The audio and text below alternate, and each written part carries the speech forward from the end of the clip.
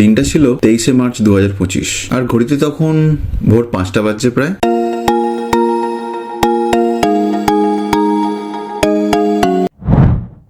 নমস্কার সবাইকে, সমন স্টোরির সমন অ্যাডভেঞ্চার এপিসোডে আপনাদের সবাইকে স্বাগত জানাই। আমি আর ইমন আমাদের দৈনন্দিন ব্যস্ত জীবনের বিরতি পর্বে প্যাশন এবং হবিকে অনুসরণ করতে আমাদের ফ্যালকনকে নিয়ে একদিনের ছুটি কাটাতে চলে গেলাম সোনাঝুরির হাটে।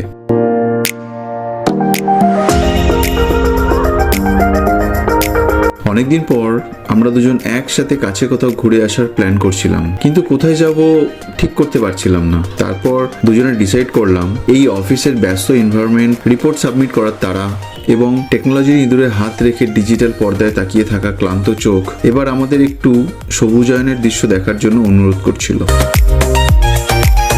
তাই আমরা কাছে পিঠে সবুজায়নের খোঁজে চলে গেলাম সোনাঝুরির জঙ্গলে। যাওয়ার জার্নি সম্পর্কে বলতে হলে বলবো যে বাড়ি থেকে প্রথমে কোনা হাই রোড, তারপর ডানকুনি ধরে সোজা চলে গেলাম আজাদ হিন্দ ধাবায় ব্রেকফাস্ট করার জন্য।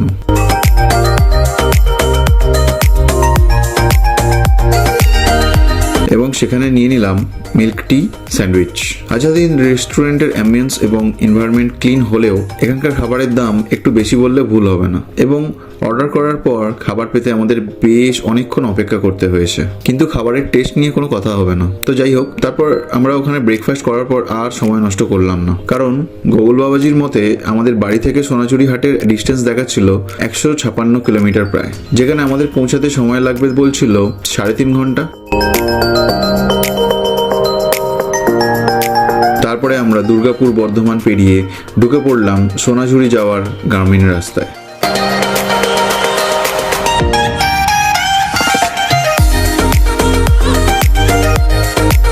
জার্নির মজাটা এখান থেকে শুরু হলো বলা যায়, কারণ অনেক দূর পর্যন্ত চাষের জমি, হালকা জঙ্গলের মধ্যে দিয়ে রাস্তা, তার মধ্যে দিয়ে যাওয়ার সময় আমাদের ক্লান্ত চোখ যে একটু সন্তুষ্টি অনুভব করছিল সেটা ভালোই বুঝতে পারছিলাম।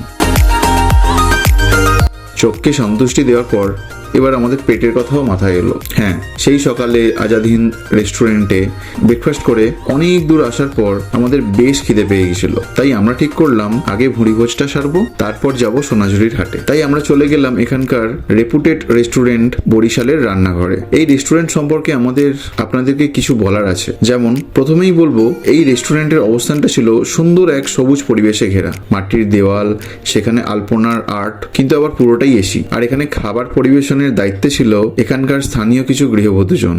ওনাদের পরনে আটপৌরে শাড়ি, মুখে সরলতার হাসি আমাদের আতিথেয়তাকে এক সম্পর্কের বাঁধনে বদ্ধ করছিল।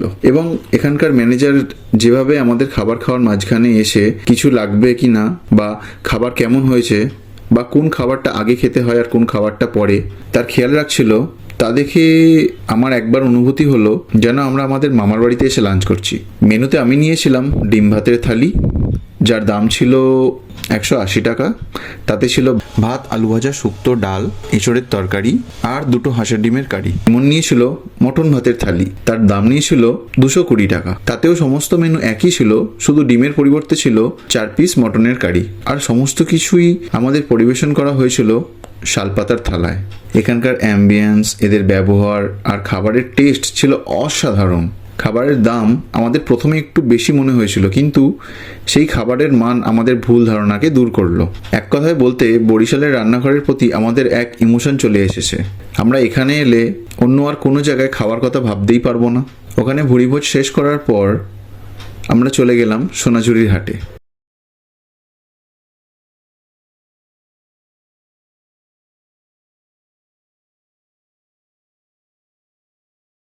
সোনাঝুরি হাট শুধু সপ্তাহে শনিবার এবং রবিবার বসে। আর সবাই তোমরা নিশ্চয়ই জানো যে হাটটি বসে সারি সারি গাছের জঙ্গলের মধ্যে। হাটের মধ্যে প্রবেশ করতেই বাংলার কুটির শিল্প, হাতের কাজ, বুটিকের বস্ত্র এবং প্রতীকের বাঁশির সুর, বাউল গান ও এখানকার সাঁওতালি আদিবাসীদের ঝুমুর নৃত্য দেখে বাংলার সেই নস্টালজিক গন্ধটা অনুভব করছিলাম। সেদিন টেম্পারেচার 35 ডিগ্রি থাকলেও সূর্যের ঝলমলে রোদে দেখে মনে হচ্ছিল এ যেন সোনায় মোড়া সোনাঝুরি।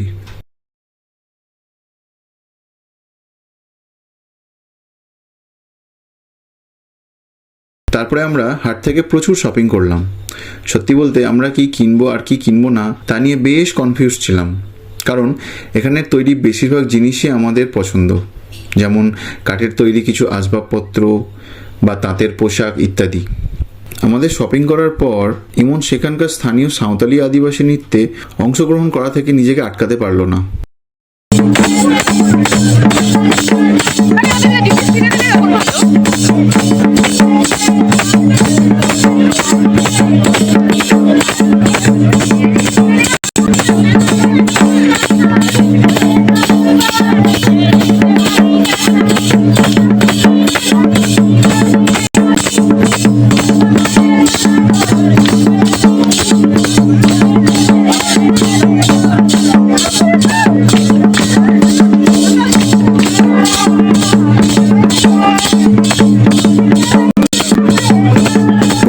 সাঁওতালি এই নৃত্য ঝুমুর নৃত্য নামে প্রচলিত। তারপর সোনাঝুরিতে বেশ কিছুক্ষণ সময় কাটিয়ে ঘড়ির দিকে তাকালাম, দেখলাম বেজে গেছে দুপুর 3টে প্রায়। আমাদের অ্যাডভেঞ্চার কিন্তু তখনও অসম্পূর্ণ।